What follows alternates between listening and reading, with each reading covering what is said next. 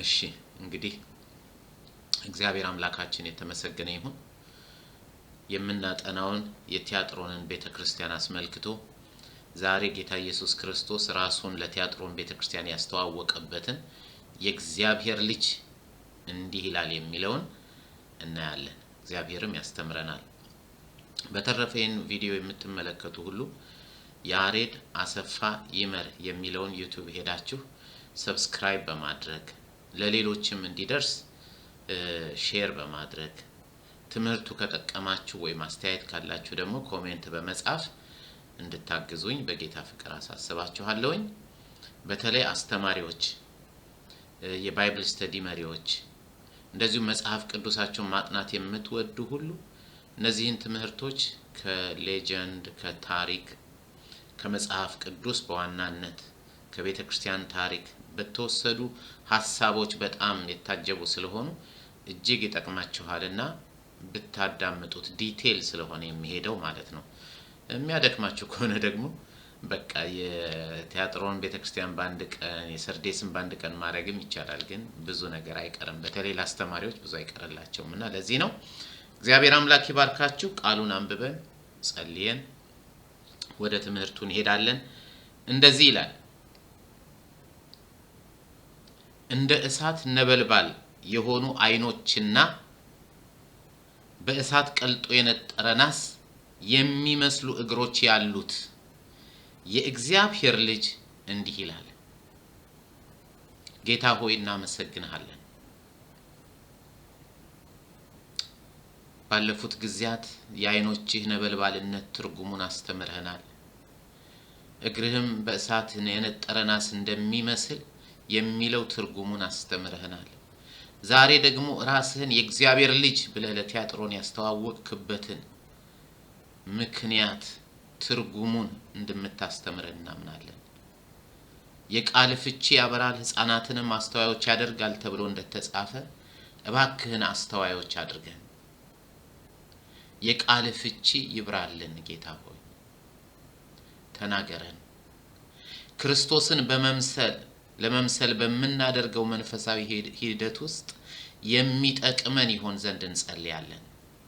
ይሄን ትምህርት ሊሰርቅ ከሰዎች ልብ ሊያጠፋ በስተት ትምህርት ሊበርዝ በተለያየ መንገድ የሚለፋው ዲያብሎስ በጌታ በኢየሱስ ክርስቶስ ስም ይገሰጽ።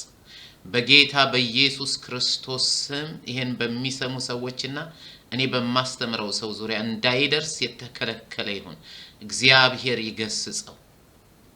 ቃልህ ጌታ ሆይ በውስጣችን የሚያፈራ እንዲሆን ለሌሎችም የሚጠቅም ነገር ከኛ ውስጥ እንዲገኝ እንድትረዳን እንጸልያለን። አስተምረን። በጌታ በኢየሱስ ክርስቶስ ስም አምነን ከልባችን እንጸልያለን። አሜን አሜን አሜን። እንግዲህ ባለፈውም ደጋግሜ እንዳልኩት ዛሬም ትንሽ ነገር ልናገር። ጌታ ኢየሱስ ክርስቶስ ለእያንዳንዱ ቤተክርስቲያን ራሱን ያስተዋወቀበት መንገድ የተለያየ ነው። ለምሳሌ ስለ ራሱ በመናገር የጀመረው ለኤፌሶን ቤተክርስቲያን ሰባቱን ከዋክብት በቀኝ እጁ የያዘው በሰባቱ መቅረዞች መካከል የሚመላለሰው በማለት ነበር። ለሰምረኔስ ቤተክርስቲያን የመጀመሪያውና የመጨረሻው ሞቶም የነበረውና ሕያው የሆነው እንዲህ ይላል በማለት ነው ራሱን ያስተዋወቀው። ለጴርጋሞን ቤተክርስቲያን በሁለት በኩል የተሳለ ሰይፍ ያለው እንዲህ ይላል እያለ ነበር ራሱን ያስተዋወቃቸው። ስለ ራሱ የተናገረው ያስተዋወቀው ከሚለው ይልቅ ራሱን የገለጠበት መንገድ ለነሱ እንደዚያ ነበር የሚለው ይሻላል። አሁን ግን ለነዚህ ለቲያጥሮን ቤተክርስቲያን ደግሞ እንደ እሳት ነበልባል የሆኑ አይኖችና በእሳት ቀልጦ የነጠረ ናስ የሚመስሉ እግሮች ያሉት ብሎ አላቆመም። የእግዚአብሔር ልጅ እንዲህ ይላል ብሎ ነው የተናገረው። እግዚአብሔር አምላካችን ስሙ ይባረክ። ለጴርጋሞን ለምሳሌ ስንመለከት በሁለት በኩል የተሳለ ስለታም ሰይፍ ያለው እንዲህ ይላል ያለበት ምክንያት በከተማው የነበረው የሮም መንግስት ምልክት ሰይፍ እንደነበረና በዚያ ሰይፍ እያስፈራራ ህዝብን ይገዛ ስለነበረ ቅዱሳንም የፍርድ ፍትህ በሚባለው ወይንም ደግሞ የሰይፍ ፍትህ በሚባለው የጴርጋሞን ፍርድ ቤት እየተፈረደባቸው ይቀጡ ስለነበረ የበለጠው ሰይፍ የኔ ነው ብሎ ራሱን ለማስተዋወቅ የተጠቀመበት ነው ብያችሁ ነበር። ዛሬ ደግሞ ለምን ጌታ ኢየሱስ ክርስቶስ አይኖቹ የእሳት ነበልባል እንደሆኑ እግሮቹ በእሳት የነጠረ ናስ ለምን እንደሚመስሉ ከተናገረ በኋላ የእግዚአብሔር ልጅ የሚለውን ቃል ሲጠቀም እናያለን። ደግሜ አንብቤው ወደ ትምህርቱ እንሄዳለን። እንደ እሳት ነበልባል የሆኑ አይኖችና በእሳት ቀልጦ የነጠረ ናስ የሚመስሉ እግሮች ያሉት የእግዚአብሔር ልጅ እንዲህ ይላል ነው ብሎ የተናገራቸው። ምንም እንኳን እግዚአብሔር አብ የክርስቶስ አባቱ እንደሆነ በራዕይ ምዕራፍ 1 ቁጥር 6 የተጻፈውን አጥንተናል አይተነዋል እዛም ላይ የተጻፈ ቢሆንም እዛ ላይ የሚለው አምላኩንና አባቱን እንድናገለግልም መንግስትና ካህናት ላደረገን ለእርሱ ክብርና ኃይል ከዘላለም እስከ ዘላለም ይሁን ነው የሚለው። ማንን? አምላኩንና አባቱን እንድናገለግል ብሎ እግዚአብሔር አብ የክርስቶስ ኢየሱስ አባት እንደሆነ የተጻፈው እዛ ላይ ተጠቅሷል። አሁን ደግሞ በዚህ በራዕይ መጽሐፍ ውስጥ በቀጥታ የእግዚአብሔር ልጅ በሚል አረፍተ ነገር የተጠቀሰው እዚህ ቦታ ላይ ብቻ ነው። የእግዚአብሔር ልጅ የሚለው ቃል ያለው እዚች ቦታ ላይ ብቻ ነው። ጌታ ኢየሱስ ክርስቶስ የእግዚአብሔር ልጅ መባሉ መጠሪያው ብቻ ሳይሆን ማንነቱ ነው። እደግመዋለሁ፣ ማንነቱ ነው። የእግዚአብሔር ልጅነቱ ማንነቱም ጭምር ነው። ጌታ ኢየሱስ ምንም እንኳን ከድንግል ማርያም በስጋ ቢወለድም እርሱ ግን ከዚያ በፊት ከቅድስት ማርያም ከመወለዱ በፊት በአባቱ ዘንድ አስቀድሞ የነበረ መለኮት ነው አይደል? አስቀድሞ የነበረ መለኮት ነው። ጌታ ኢየሱስ ክርስቶስ የእግዚአብሔር አብ አንድያ ልጅ ነው የምንለውም ለዚህ ነው አይደል? ዮሐንስ 3:16 ላይ በእርሱ የሚያምን ሁሉ የዘላለም ሕይወት እንዲኖረው እንጂ እንዳይጠፋ እግዚአብሔር አንድያ ልጁን እስኪሰጥ ድረስ እንዲሁ ዓለምን ወዷልና ይላል። የእግዚአብሔር አንድያ ልጅ ነው ጌታ ኢየሱስ ተብሎ ተጽፏል። በዚህ ዘመን ከተነሱት የሐሰት ትምህርቶች መካከል ደግሞ አንዱ የሆነው እንደ ዕውቀት በየመድረኮቻችንም ላይ ሳይቀር ሲሰበክ የሰማነው ፍጹም ትልቅ ውሸት አለ። እርሱም ኖ ሞር አንድያ ልጅ የሚል ነው። ጌታ ኢየሱስ ክርስቶስ እኛ በክርስቶስ ከተወለድን በኋላ አንድያ ልጅ አይደለም እግዚአብሔር ልጆች አሉት ብለው ራሳቸውን ከክርስቶስ ጋር የሚያወዳድሩ ሰዎች እንደመጡ አይተናል፣ ተምረናል። እኔ አልተማርኩም፣ ልማረውም አልፈልግም እንዲህ አይነት ትምህርት። የዚህ ትምህርት አቀንቃኞችም የራሳቸውን ጥቅስ በመደመር በማቅረብ ሊሞግቱ ይፈልጋሉ። እኛም በዚህ ዘመን ከእግዚአብሔር የተወለድን የእግዚአብሔር ልጆች ሆነናልና እኛም እንደ ክርስቶስ ሆነናል ብለው እስከ መናገር ደርሰዋል። ምክንያቱም ዮሐንስ ምዕራፍ 1 ቁጥር 13 በክርስቶስ ያመኑትን ወደ ገዛ ወገኖቹ መጣ፣ የገዛ ወገኖቹ አልተቀበሉትም፣ ለተቀበሉት ግን የእግዚአብሔር ልጆች የሆኑ ዘንድ ስልጣንን ሰጣቸው ካለ በኋላ ከእግዚአብሔር ተወለዱ እንጂ ከእንግዲህ ከደም ወይም ከስጋ አልተወለዱም ስለሚል እኛም በመንፈስ ተወልደናልና እኛም እንደ ክርስቶስ ነን ብለው የድፍረት ቃል እስከ መናገር ደርሰዋል። ዮሐንስ 1 ላይ ግን የሚለው ጌታ ኢየሱስ ክርስቶስ የነበረው እንደዚያ አይደለም። ጌታ ኢየሱስ ክርስቶስ እንደ እኛ በዳግም ልደት ሳይሆን ልጅነቱን ያገኘው የጌታ ኢየሱስ ክርስቶስ ልጅነት በአባቱ ዘንድ አስቀድሞ የነበረና ከዚያ ወጥቶ በመምጣቱ የተነገረ ቃል ነው። ዮሐንስ ወንጌል ምዕራፍ 1 ከቁጥር 1 እስከ 3 ያለውን ሁላችንም እናውቀዋለን። በመጀመሪያ ቃል ነበረ፣ ቃልም ከእግዚአብሔር ጋራ ነበረ። የት? ከእግዚአብሔር ጋራ። የቀደመው ትርጉም በእግዚአብሔር ዘንድ ነበረ ይለዋል። ማን? ቃል። እርሱም በመጀመሪያ ከእግዚአብሔር ጋር ነበረ። ሁሉም ነገር በእርሱ ተፈጥሯል። የቀደመው ትርጉም ሁሉም ነገር በእርሱ ሆነ፣ ከተፈጠረውም ሁሉ ያለ እርሱ አንዳች እንኳን የሆነ የለም ተብሎ ተጽፏል። እዚህ ላይ እንደምታነቡት በመጀመሪያ ቃል ነበረ፣ ቃልም ከእግዚአብሔር ጋር ነበረ፣ ቃልም እግዚአብሔር ነበረ። ብዙ ጊዜ በአይሁድ ቴዎሎጂያን ዘንድ የብሉይ ኪዳን መጽሐፍ ሲነበብ ሰውን በመልካችን እንደ ምሳሌያችን እንፍጠር አለ እግዚአብሔር። ከማን ጋር ነው የሚነጋገረው? ወይንም ደግሞ በኢሳይያስ ትንቢት ላይ ማንን እንላክ ማን ይሄድልናል አለ እግዚአብሔር። ከማን ጋር ነው እየተነጋገረ ያለው ተብሎ ሲጠየቁ አይሁዳውያኖች ከሜምራ ጋር ነው ይላሉ። ሜምራ ዓለምን የፈጠረበት ቃል ሲሆን ራሱን የቻለ ማንነት ያለው ከእግዚአብሔር የሚወጣ ቃል ነው ብለው ይናገራሉ። ሜምራ ድምጸት ብቻ ሳይሆን ሜምራ ራሱን የቻለ ማንነት ያለው የእግዚአብሔር ቃል ነው ብለው ያስተምሩ ነበር። ያን ነው አሁን መጥቶ ዮሐንስ በወንጌሉ ላይ በመጀመሪያ ቃል ነበር የሚለው በግሪክኛው ሎጎስ ተብሎ የተጻፈው በመጀመሪያ ሜምራ ነበር የሚለውን የአይሁድን አስተምሮ እሱን ለመግለጽ የተጻፈ ቃል ነው። እንግዲህ ሜምራ በእግዚአብሔር ዘንድ የነበረ በእግዚአብሔር እቅፍ ውስጥ የነበረ እግዚአብሔር አይደል? ለዛ እኮ ነው በመጀመሪያ ቃል ነበረ፣ ቃልም ከእግዚአብሔር ጋር ነበረ ወይም በእግዚአብሔር ዘንድ ነበረ። በቀደመው ትርጉሙ ቃልም እግዚአብሔር ነበረ። ለዚህ ነው ዓለማትን በፈጠረበት በልጁ ተብሎ የተጻፈው ጌታችን ኢየሱስ ክርስቶስ የእግዚአብሔር ልጅ የሆነው በማርያም የተወለደ ቀን ሳይሆን ጌታ ኢየሱስ ክርስቶስ የእግዚአብሔር ልጅ የሆነው ከእግዚአብሔር ውስጥ ስለነበረ ከእግዚአብሔር ወጥቶ ስለመጣ ነው። ይሄ በደንብ ልንረዳ የሚገባ ቃል ነው። እግዚአብሔር ይመስገን። ዛሬ በዚህ ንግግር እንኳን ለብዙዎቻችሁ ብዙ መልካም ነገር እንደሚገለጥላችሁ አምናለሁ። የጌታ ኢየሱስ ክርስቶስ የእግዚአብሔር አንድያ ልጅነትና የኛ የእግዚአብሔር ልጅነት አንድነት ያለው ቢሆንም በጣም ግን ትልቅ ልዩነትም ያለው ነው። መጽሐፍ ቅዱስ ውስጥ ስለኛ የእግዚአብሔር ልጅነት በግሪክኛ የተጻፈበት ቃል ቴክና ተብሎ ነው።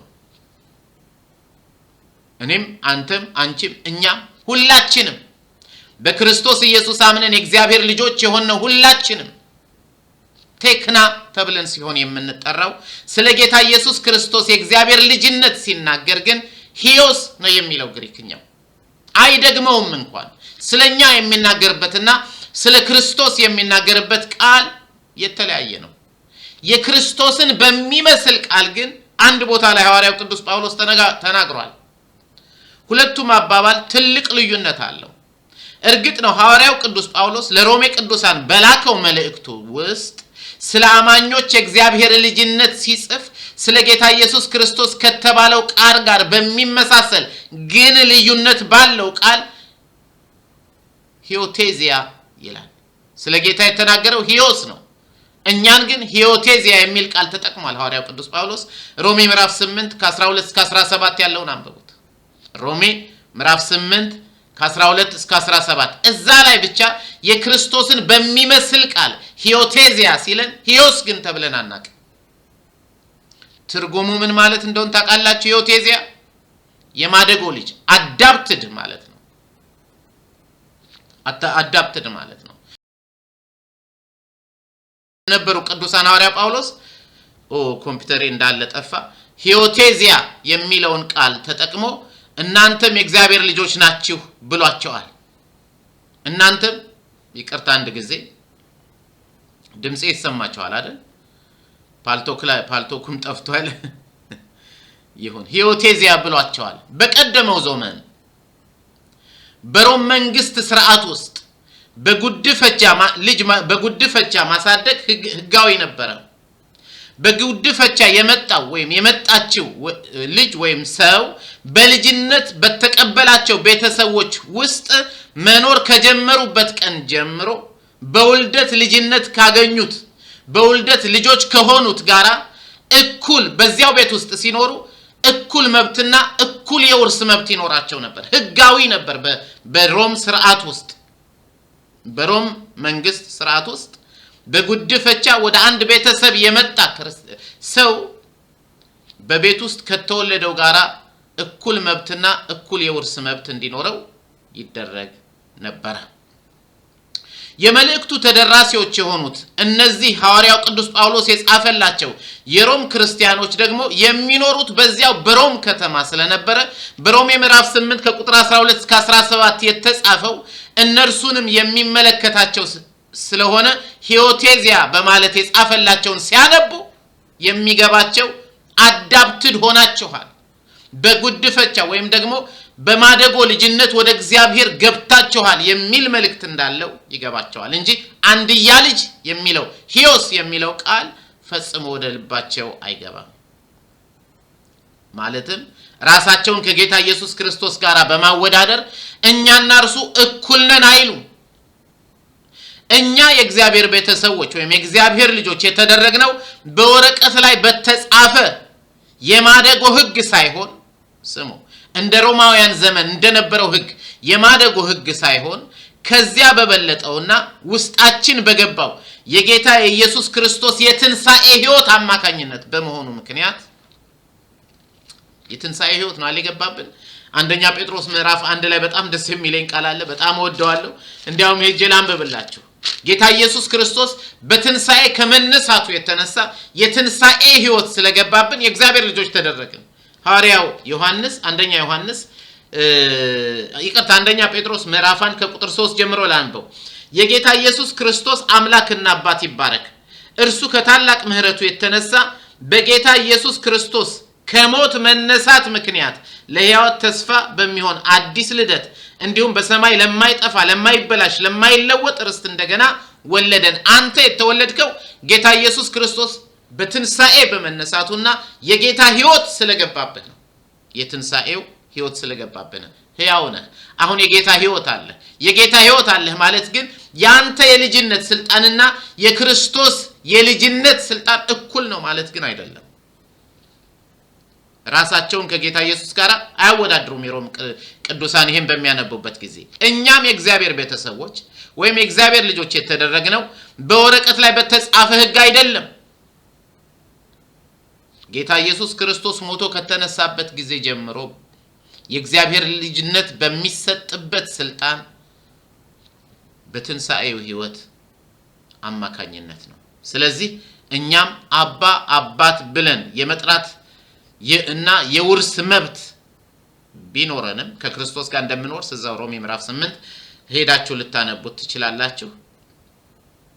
ብንቀበልም እኛና ክርስቶስ ግን እኩል ነን ማለት አይደለም። ሆኖም ግን የእግዚአብሔር ልጆች የመሆን ስልጣን ተሰጠን እንጂ አንድያ ልጅ የመሆን ስልጣን አልተሰጠንም። ሮሜ 8 ከ15 ከ17 ያለውን እስቲ ላንብብ። እንደገና የፍርሃት ባሪያ የሚያደርጋችሁ መንፈስ ሳይሆን አባ አባት ብለን የምንጠራበት የልጅነት መንፈስ ተቀብላችኋል። ያ የልጅነት መንፈስ የጌታ ኢየሱስ ክርስቶስ የትንሣኤ ሕይወት ነው። የእግዚአብሔር ልጆች መሆናችንን ያ መንፈስ ራሱ ከመንፈሳችን ጋር ሆኖ ይመሰክራልና ልጆች ከሆንን ወራሾች ደግሞ ነን፣ የክብሩ ተካፋዮች እንሆን ዘንድ በእርግጥ የመከራው ተካፋዮች ብንሆን የእግዚአብሔር ወራሾች ደግሞ ነን። እንዲያውም እዛ ላይ የሚለው የእግዚአብሔር ወራሾች ከክርስቶስም ጋር አብረን ወራሾች ነን ነው የሚለው። ስለዚህ ጌታ ኢየሱስ ክርስቶስ በቀጥታ ከአብ የተገኘ አንድያ ልጅ በመሆኑ በቀጥታ የሚለውን ቃል ያዙልኝ። በቀጥታ ከአብ የተገኘ አንድያ ልጅ መሆኑን መዘንጋት የለብንም። ማለትም በቀጥታ ከመጀመሪያው በአብ ዘንድ የነበረና ወደ ዓለም የመጣውም ከአብ ወጥቶ እንደሆነ በሚያስረዳው አንድያ ልጅነቱ ላይ ምንም አይነት ጥርጣሬም ሆነ እርሱን እንደ እኛ ነው እያሉ በመናገር ማሳነስ ተገቢ አይደለም። እንዲያውም ኃጢአትም ነው ብዬ ነው የማስበው። ዮሐንስ 16 ላይ ከ27 እስከ 28 እንደዚህ ይላል ጌታ ኢየሱስ ክርስቶስ ስለራሱ ሲናገር። በዮሐንስ ወንጌል በምዕራፍ 17 ላይ ከመጸለዩ በፊት እንዲህ ይላል፣ ስለወደዳችሁኝና ከእግዚአብሔር እንደወጣሁ ስላመናችሁ። ከየት ስለወጣሁ? ከእግዚአብሔር እንደወጣሁ ስላመናችሁ አብ ራሱ ይወዳችኋል። ከአብ ወጥቼ ወደ ዓለም መጥቻለሁ፣ አሁን ግን ዓለምን ትቼ ወደ አብ እሄዳለሁ ይላል ጌታ ኢየሱስ ክርስቶስ። ከአብ ወጥቶ ነው የመጣው። ምን ብለናል? በመጀመሪያ ቃል ነበረ፣ ቃልም በእግዚአብሔር ዘንድ ነበረ፣ ቃልም እግዚአብሔር ነበረ። በእግዚአብሔር ዘንድ የነበረው እግዚአብሔር በአብ ወይም ደግሞ እንደ ጌታ ኢየሱስ ክርስቶስ እንደ ዮሐንስ አነጋገር ዮሐንስ ምዕራፍ 1 ቁጥር 18 ላይ ማንም ቢሆን እግዚአብሔርን ያየው የለም፣ ከእቅፉ ወጥቶ የመጣው አንድ ልጁ እንደተረከው ይናገራል። ያ ከእቅፉ ወጣ ከእግዚአብሔር ወጥቶ መጣ የተባለው የናዝሬቱ ኢየሱስ በዚያ ምክንያት ነው እግዚአብሔር ልጅ የተባለው እንጂ ጌታ ኢየሱስ ክርስቶስ ከድንግል ማርያም በተወለደበት ቀን አይደለም እግዚአብሔር ልጅ የተባለው። የእግዚአብሔር ልጅነቱ ከአብ በመውጣቱ ነው። እግዚአብሔር አብ የተባለው አባት የተባለበት ምክንያትም ደግሞ መገኛ ስለሆነ ነው። የማን? የክርስቶስ መገኛ። መንፈስ ቅዱስም እንደዚያው ነው። እግዚአብሔር አምላካችን ስሙ። ለዚህ ነው ስለ ሥላሴ ስንናገር ከአብ የወጣ ከአብ የሚሰርጽ የሚሉትን ቃላቶች በደንብ ማወቅ አለብን። ስለዚህ ነው ወልድ ከአብ ጋር እኩል ነው የምንለው። ከአንተ ዘንድ የሚወጣ ወይም በአንተ ውስጥ ያለ አንድ ነገር ካንተ ጋር እኩል ነው ማለት የአካለ ክፍል የሆነ ነገር ካንተ ጋር እድሜው እኩል ነው። ጌታ ኢየሱስ ክርስቶስም በአብ ዘንድ የነበረ ከአብ ወጥቶ የመጣ በመሆኑ እኩል ነው። እኛ ግን በጌታ የትንሣኤ ሕይወት አማካኝነት ሕያዋን የተደረግንና የእግዚአብሔር ልጆች ተደርገን በእርሱ ዘንድ ተቀባይነት ያገኘነን እንጂ ከአብ ወጥተን ወደ ዓለም የመጣን አይደለንም። ወደ ዓለም ከመምጣታችን በፊት አስቀድሞ በእግዚአብሔር ልብ ውስጥ በሐሳቡ ውስጥ ነበርን እንጂ በእግዚአብሔር ማንነት ውስጥ ግን አልነበርንም። የእግዚአብሔር የባህሪው ልጆች የነበርን ሰዎች አይደለንም። እግዚአብሔር የተመሰገነ ይሁን። ስለዚህ ከአብ ዘንድ ወጥቶ የመጣ አንድያ ልጅ ኢየሱስ ክርስቶስ ብቻ ነው። ጌታ ኢየሱስ በእርግጥ የእግዚአብሔር ልጅ መሆኑን ለመረዳት በእርግጥ መገለጥ የሚጠይቅ ነገር መሆኑን መጽሐፍ ቅዱስ ራሱ ማቴዎስ ምዕራፍ 16 ቁጥር 18 ላይ ይናገራል። ሐዋርያው ቅዱስ ጴጥሮስ ስለ ጌታ ኢየሱስ ክርስቶስ ሲናገር አንተ የእግዚአብሔር ልጅ ነህ ብሎ በመሰከረ ጊዜ ይህን የነገረ አባቴ ነው ያለው ጌታ ኢየሱስ። ዛሬ እግዚአብሔር ይናገራችሁ። ዛሬ እግዚአብሔር ስለ ክርስቶስ የበለጠ ያብራላችሁ። ክርስቶስን ማወቅ ጥበብንና ዕውቀትን ማወቅ ነው። ምክንያቱም የተሰወረው የእግዚአብሔር ጥበብና ዕውቀት በክርስቶስ ኢየሱስ ውስጥ መሆኑ በቆላስይስ ምዕራፍ 2 ቁጥር 3 ላይ ታገኙታላችሁ። ኢየሱስ ተገልጦ የማያልቅ መገለጥ ነው። በነገራችን ላይ ጥበብን መናገር ተብሎ ከመንፈስ ቅዱስ የጸጋ ስጦታዎች አንዱ የተነገረው በእግዚአብሔር ዘንድ የተሰወረውን በመንፈስ ቅዱስ መረዳትን አግኝቶ መናገር ማለት ነው። ያም ማለት በእግዚአብሔር የተሰወረው ጥበብ ክርስቶስ ነው። ሌላ ጊዜ ያነሳው ይሆናል። እግዚአብሔር ይመስገን። ሃሌሉያ። ለእኛ የእግዚአብሔር ልጅነት ስልጣን እንደመሆኑ መጠን የእግዚአብሔር ልጆች የሆኑ ዘንድ ስልጣንን ሰጣቸው ተብሎ ስለተጻፈ ጌታ ኢየሱስ ክርስቶስም የእግዚአብሔር ልጅ ነው ማለት የመጨረሻው ባለስልጣን ወይንም ልዑል ማለት የስልጣን ሁሉ መጨረሻ ማለት ነው። ልዑል እርሱ ነው ማለታችን ነው። ይህ ሐሳብ የተወሰደው ሰማይ ከመሰከረበት ከመዝሙር መጽሐፍ ሲሆን መዝሙር ምዕራፍ 2 ቁጥር 7 እስከ 9 እንዲህ ይላል። የእግዚአብሔርን ሕግ አውጃለሁ፣ እርሱም እንዲህ አለኝ፣ አንተ ልጄ ነህ፣ እኔ ዛሬ ወለድሁህ። ለምነኝ፣ መንግስታትን ርስት አድርጌ የምድርንም ዳርቻ ግዛት እንዲሆንህ እሰጥሃለሁ። አንተም በብረት በትር ትቀጠቅጣቸዋለህ፣ እንደ ሸክላም ዕቃ ታደቃቸዋለህ። ስለ መርገጡ ትናንት ተነጋግረናል። ይህ የመዝሙር መጽሐፍ ክፍል የሚያስረዳው ጌታ ኢየሱስ ክርስቶስ መለኮትና መሲህም መሆኑን ነው። የእግዚአብሔር ልጅነት ስልጣኑ ሲሆን አሁን የተገለጠበት ማንነቱ ደግሞ ኃያልነቱ ነው። የእግዚአብሔር ልጅ ነው፣ አሁን ስልጣኑ ነው፣ ልዑል ነው። የእግዚአብሔር ልጅ ነኝ ብሎ ደግሞ አሁን ለቲያጥሮን ቤተክርስቲያን የተገለጠበት ምክንያት ኃያልነቱን እንዲያውቁ ነው። ብዙ ነገር አለ በዚያ ውስጥ። ታዲያ አሁን በዚህ ክፍል እንደምናነበው ለቲያጥሮን ቤተክርስቲያን በዚያ ለነበሩት ክርስቲያኖች የእግዚአብሔር ልጅ እንዲህ ይላል በማለት መናገር ለምን አስፈለገው ጌታ ኢየሱስ? ይኸውላችሁ በግሪኮች ንግርት መሰረት በቲያጥሮን ደግሞ የሚመለክ አፖሎ የተባለ አንድ ጣዖት ነበር። አብዛኞቹ የአፖሎ ተከታዮች ናቸው። ከአፖሎ ተከታይነት ነው ወደ ክርስቶስ የመጡት።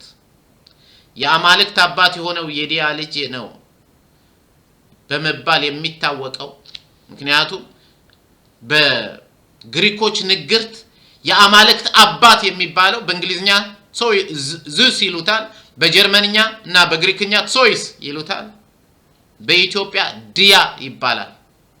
ልክ ሐዋርያው ጳውሎስና በርናባስ ካገለገሏቸው በኋላ መላእክት ሰዎችን ተመስለው ወደኛ መጥተዋል ብለው በልስጥራን ሊሰግዱላቸው ሲሉ ምን አሉ? በርናባስን ዲያ ነው፣ ጳውሎስን ሄርሜን ነው አሉ አይደል? ይሄ ዲያ የሚባለው የግሪኮች አማልክት አባት ነው ተብሎ የሚታመን ነው። ስለዚህ ይሄ አፖሎ የሚባለው በቲያጥሮን ከተማ የነበረው የገነነው ጣዖት የመለኮት የሆነው የዙስ ልጅ ነው፣ የዲያ ልጅ ነው ተብሎ ይታመን ነበር። የአማልክት አባት የሆነው የዲያ ልጅ ነው በሚሉ በዚች ከተማ ሰዎች መካከል የሚኖሩ እንደመሆናቸው መጠን እነዚህ ክርስቲያኖች ጌታ ኢየሱስ ክርስቶስ እንዲህ ይላቸዋል፣ እውነተኛው የአምላክ ልጅ እኔ ነኝ። በጣም እኮ የሚገርም ነው። እውነተኛው የአምላክ ልጅ እኔ ነኝ፣ የእግዚአብሔር ልጅ እኔ ነኝ፣ አፖሎ አይደለም። አፖሎን አትፍሩ። በጣም ይገርማል። እንደ እሳት ነበልባል የሆኑ አይኖች ያሉኝ፣ እንደ ጋለናስ የሚመስሉ እግሮች ያሉኝ የእግዚአብሔር ልጅ ሆንኩት እኔ ነኝ። ምክንያቱም በአፖሎ አማካኝነት በዚያ ከተማ የነበሩ ክርስቲያኖች ለጣዖት የተሰዋውን ሳይቀር እንዲበሉ እንዲሴስኑ የምታስተምር ኤልዛቤል የምትባል አንዲት ሐሰተኛ ነብይ በከተማው አለች። ነው ጣዖታት አይደሉም፣ የእግዚአብሔር ልጅ እኔ ነኝ እያለ ነው ጌታ ኢየሱስ። እውነተኛ የአምላክ ልጅ እርሱ ኢየሱስ ክርስቶስ መሆኑን ሊረዱ ይገባል።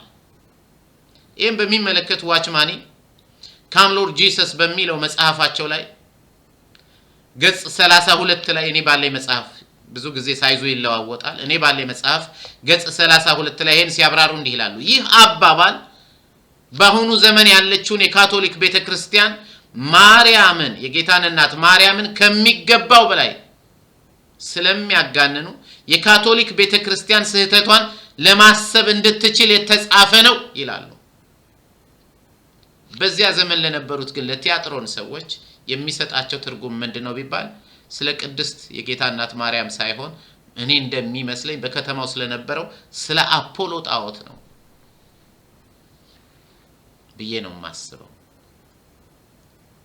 እግሩ በእሳት ቀልጦ የነጠረናስ የመምሰሉ ጉዳይም ጌታ ኢየሱስ ክርስቶስ በቤተ ክርስቲያኗ ላይ ፍርድ ሊያመጣ ብቁ መሆኑን እንዲገለጽላት ነው። በአይኑ ፊት በጌታ ኢየሱስ ክርስቶስ ፊት የተኮነነ ማንም ሰው በእግሩ ስለሚረገጥ ነው ያሉ ጽፈዋል ወችማኒ። ምክንያቱም እሳቸው እነዚህ 7 ቤተክርስቲያኖች መልእክቱ ከተላከበት እስከ አሁን ድረስ ያለውን የቤተክርስቲያን ሂደት፣ የቤተክርስቲያን አኗኗር፣ የቤተክርስቲያንን ሁኔታ የሚገልጥ ነው ብለው በጊዜ በመከፋፈል ከሚያስተምሩት አንዱ ናቸው። ለምሳሌ የኤፌሶን ቤተክርስቲያን በሐዋርያት ዘመን የነበረችው ቤተክርስቲያን፣ የሰምረኔስ ቤተክርስቲያን ሐዋርያት ከሄዱ በኋላ የቆስጠንጢኖስ እስከመጣበት ጊዜ ድረስ የነበረችው ቤተክርስቲያን፣ የጴርጋሞን ቤተክርስቲያን ከቆስጠንጢኖስ እስከ ሮም መውደቅ ድረስ የነበረችው ቤተክርስቲያን እያሉ እየከፋፈሉ ስለሚያዩ ነው። ስለዚህ ይሄ ካቶሊክን የሚመለከት ነው የሚሉት። እኔ ግን ዛሬም ወደ ክርስቶስ ቤተክርስቲያን ቀደም እንዳልኳቸው ኖ ሞር አንድያ ልጅ እያሉ ሌላም ለሚያስተምሩት ለዘመናችንም ቤተክርስቲያን መንፈስ ቅዱስ በሚሰጠን መረዳት የሚጠቅም መልእክት ነው። እግዚአብሔር ይመስገን። በቀጥታም ባይሆን ጌታ ኢየሱስ ክርስቶስ የእግዚአብሔር ልጅ ስለመሆኑ በተገለጸበት ከዚህ ቀጥሎ ባለው ጥቅስ መሰረት ይህ አሁን ለእነርሱ መልእክት የላከላቸው ጌታ ክቡርና ኃያል መሆኑን ይማራሉ። ራእይ 1:6 ላይ አምላኩንና አባቱን እንድናገለግልም መንግስትና ካህናት ላደረገን ለእርሱ ክብርና ኃይል ለማን ላደረገን ማን ነው እሱ? ጌታ ኢየሱስ ክርስቶስ። ለእርሱ ክብርና ኃይል ከዘላለም እስከ ዘላለም ይሁን አሜን ይላል። የእግዚአብሔር ልጅ የሆነው ጌታ ኢየሱስ ኃይልንና ክብርን የተሞላ ነው። ቃሉም እንደሚነግረን ይህ እግዚአብሔር ልጅ ነው ፍርድን የሚፈርደው። ዮሐንስ 5:22 ከዚህ በፊት አንብበነዋል። አብ በማንም ላይ አይፈርድም፣ ነገር ግን ፍርድን ሁሉ ለወልድ አሳልፎ ሰጥቶታል ብለናል። ይሄ ወልድ ፈራጅ ነው። ማን ነው እርሱ? የእግዚአብሔር ልጅ ነው። ወልድ ማለት ልጅ ማለት ነው። ስለዚህ ፈራጅነቱን እንዲያስቡ ፈልጓል። የቲያጥሮን ወገኖች ፈራጅ በሆነው በጌታ በኢየሱስ ክርስቶስ አይን ታይተዋል። ከፍርድ በፊት በንስሐ በፍጥነት መመለስ ስለሚኖርባቸው አሁንም ጥሪ ያቀረበላቸው ነው ማለት ነው።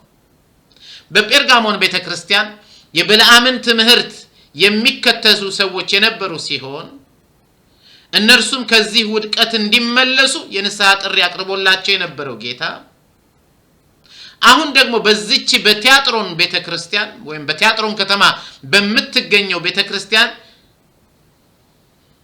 ትምህርቷ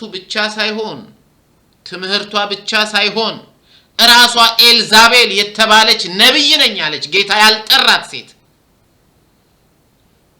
በግልጽ የስህተት ትምህርት ያስተማረች ስለነበረ እውነተኛው የእግዚአብሔር ልጅ እርሱ መሆኑን እንዲያውቁ ጌታ ይፈልጋል። እርሷም እንድታውቅ ምክንያቱም ንስሐ እንድትገባ ጊዜ ሰጠዋት፣ እርሷ ግን አልፈለገችም ነው አልወደደችም ነው የሚለው። ከአባቱም ሙሉ ስልጣን ተቀብሏልና ይህ የእግዚአብሔር ልጅ ጌታ ኢየሱስ ክርስቶስ ነበልባል አይኖችና የጋለ ናስ የሚመስሉ እግሮች ያሉት ነው። በነበልባል አይኖቹ የሚመረምር በሳት ቀልጦ የነጠረ ናስ በሚመስሉት እግሮቹ የሚያደቅና የሚረግጥ መሆኑን እንዲያውቁ ፈልጓል። እግዚአብሔር አምላካችን ስሙ ይባረክ። ማጠቃለያ ላንብብና ልጨርስ።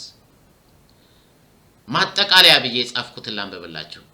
እንግዲህ በራእይ ምዕራፍ 2 ቁጥር 18 የተጻፈውን በአንድ ላይ እንደ እሳት ነበልባል የሆኑ አይኖች፣ የጋለ ናስ የሚመስሉ እግሮች፣ የእግዚአብሔር ልጅ የሚሉትን በአንድ ላይ ስናጠቃልለው እንደዚህ እንደ እሳት ነበልባል የሆኑት አይኖችና በእሳት ቀልጦ የነጠረው ናስ የሚመስሉ እግሮች ያሉት እርሱ የእግዚአብሔር ልጅ የሆነው ኢየሱስ ክርስቶስ መሆኑን እና ያ በወንጌል በትህትና ራሱን ዝቅ አድርጎ በመምጣት አፉን ሳይከፍት በሸላቾቹ ፊት ዝም እንደሚል ጠቦት ዝም ብሎ በመስቀል ላይ የሞተው ጌታ ያለ ልክ ከፍ ያለ በመሆኑ ምክንያት ያለ ልክ ከፍ ካለም በኋላ በእርሱ ፊት ማንም መቆም እስከማይችል ድረስ በሰው ውስጥ የተሰወረውን ሐሳብ ሳይቀር የሚመረምርና ፍርዱም አስፈሪ መሆኑን ጠላቶቹም ወዳጆቹም እንዲያውቁ ያስፈልጋል። ማድቀቅ እንደሚችል እንዲያውቁ ያስፈልጋል። አስቀድሞ በብሉይ ኪዳን ዘመን ነብዩ ዳንኤል ይሄን በሚመስል መገለጥ ትናንት እንደተናገረ አይተናል። ዳንኤል 10:5-6 እንደዚህ ይላል። አካሉ እንደ ዕንቁ፣ ፊቱ እንደ መብረቅ፣ አይኖቹ እንደሚንበለበል ፋና፣ ክንዶቹና እግሮቹ እንደ ጋለ ናስ የሚያብረቀርቁ፣ ድምጹም እንደ ብዙ ሕዝብ ድምጽ ነበር ይላል። በብሉይ ኪዳንም ሆነ አሁን በአዲስ ኪዳን ዘመን በራእይ መጽሐፍ በዚህ መልኩ ሲገለጥ በፊቱ ማንም መቆም እስከማይችል ድረስ እጅግ የሚያስፈራ እንደነበር እንዲያውቁ ያስፈልጋል። እንድናውቅ ያስፈልጋል። እንድታውቂ ያስፈልጋል። ይሄ ተገቢ ነው። ጌታ ለምንድን ነው ለቲያጥሮን ቤተክርስቲያን በዚህ መልኩ ራሱን ማስተዋወቅ የፈለገው ያልነውን እንደገና ስናስበው ብለን ራሳችንን በመጠየቅ እንደተመለከትነው ሁሉ መልሱ ደግሞ በቲያጥሮን ቤተክርስቲያን በክርስቶስ ያለውን እምነት ከዓለማዊነት ከኃጢአተኝነት ጋራ በመቀየጥ ክርስቲያናዊ ኃላፊነት የጎደለው ኑሮ ስለሚኖሩ ለማስጠንቀቅ ነው። እደግመዋለሁ። ይሄ በቲያጥሮን ቤተክርስቲያን የነበሩ ቅዱሳን በክርስቶስ ኢየሱስ ያለውን እምነት ከዓለማዊነትና ከኃጢአተኝነት ጋራ በመቀየጥ ክርስቲያናዊ ኃላፊነት የጎደለው ኑሮ ስለሚኖሩ ለማስጠንቀቅ ወረድ ብለን እንደምናየው ንስሐ እንዲገቡ በጣም ደጋግሞ ይጠይቃል። ያ ራሱን አሳልፎ በመስጠትና በእኛ ቦታ ሞቶ ያዳነን ጌታ ፈራጅም መሆኑን ሊያስገነዝባቸው ስለፈለገ ነው። ፍርድም ከቤቱ እንደሚጀምር እንዲያስቡ ነው። ቅጣቱም የከፋ እንደሚሆን እንዲያውቁ ነው። ይሄን ተገንዝበው ከወዲሁ ንስሐ በመግባት እንዲመለሱ ለማሳሰብ ነው።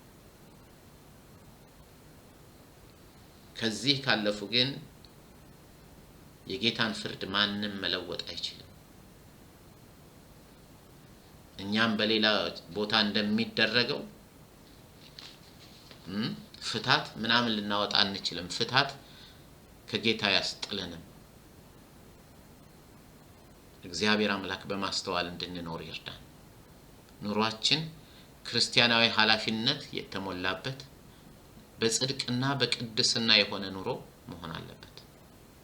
ይህን ስል ታዲያ በስራ ትጸድቃላችሁ እያልኩ አይደለም። በእምነት ከጸደቃችሁ በኋላ በስራ ልትገለጡ ይገባል። ጣዖትን መጨመር አንችልም። የቲያጥሮን ቤተክርስቲያን እንዳደረጉት የጌታን ባሪያዎች እንዲሴስኑ የምታስተምረው የኤልዛቤልን ትምህርት የሚማሩ እንደነበሩት ዛሬ ማንንም ፈጥሮ ባመጣው ትምህርት ክርስቶስን ወደ ማሳነስ እንዳንገባ በጌታ ፍቅር አሳስባችኋል። እርሱ የእግዚአብሔር አንድያ ልጅ ነው። የእግዚአብሔር ልጅ እንዲህ ይላል አለ። እኔም ዛሬ በጌታ መንፈስ ቅዱስ እርዳታ የእግዚአብሔር ልጅ የሆነውን በመጠኑ የማውቀውን ያህል ገልጥላችሁ ሞክሬያለሁ። እናንተም የበለጠ አጥኑ። የእናንተን ሲጨምሩበት ከኔ በላይ ዕውቀት ይኖራችኋል። ግን አንድ ነገር ልነግራችሁ ፈልጋለሁ። በዕውቀት ብትበልጡኝም ለሁላችንም ያለው ጥረቴ እና ጥሪዬ ቀኑን ሙሉ እግዚአብሔርን በመፍራት እንኖር። በክርስቶስ ላይ የሚጨመር ምንም ነገር አይኖር። ክርስቶስን አሳንሰን ከራሳችን ጋር ማወዳደር ይብቃን። እርሱ የእግዚአብሔር አንድያ ልጅ ነው። እዚህ ላይ ጌታ ኢየሱስ ክርስቶስ ሲናገር እንደ እሳት ነበልባል የሆኑ አይኖች ያሉት የጋለ ናስ የሚመስሉ እግሮች ያሉት የእግዚአብሔር ልጅ እንዲህ ይላል ብሎ ሲል እነሱ የእግዚአብሔር ልጆች እንደሆኑ በእርሱ አማካኝነት በትንሣኤ ሕይወት አማካኝነት ጠፍቶት አይደለም። የእግዚአብሔር ልጅ ብሎ ራሱን የጠራ ጌታ ነው። እግዚአብሔር አምላክ ይባርካችሁ። የጌታም ጸጋ ይብዛላችሁ።